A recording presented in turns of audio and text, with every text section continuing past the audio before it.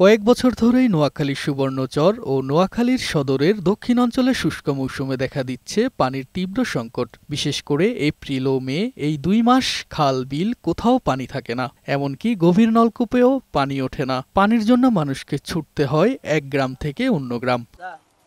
পানির অভাবে কৃষিজমিতে লবণাক্ততা দেখা দিয়েছে।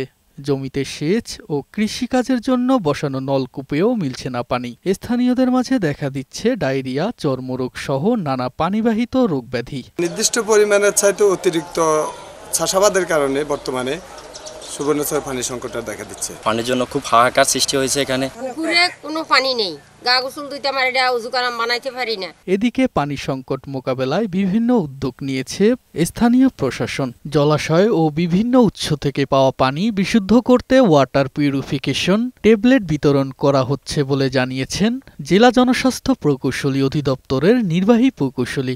জনগণের মাঝে আমি জেরিক্যান বিতরণ করেছি, ট্যাবলেট বিতরণ করেছি, পানি পিউরিফিকেশন ট্যাবলেট।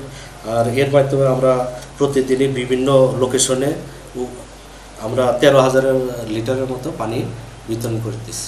এছাড়া পানি সংকট মোকাবেলায় স্বল্প ও দীর্ঘমেয়াদী বিভিন্ন পরিকল্পনা গ্রহণ করা হয়েছে বলে জানিয়েছেন উপজেলা নির্বাহী অফিসার। দ্রুত যাতে পানির ব্যবস্থা করতে পারে, এটার জন্য আমরা জনস্বাস্থ্যের সাথেও কথা বলেছি। জনস্বাস্থ্য তাদের যতটুকু সামর্থ্য আছে এটা দিয়ে পানি সরবরাহের একটা চেষ্টা চালাচ্ছে, সেটা অন্ততপক্ষে যাতে খাবার পানিটা ব্যবস্থা করা যায় আর কি। তুষার আহমেদ, বৈশাখী সংবাদ।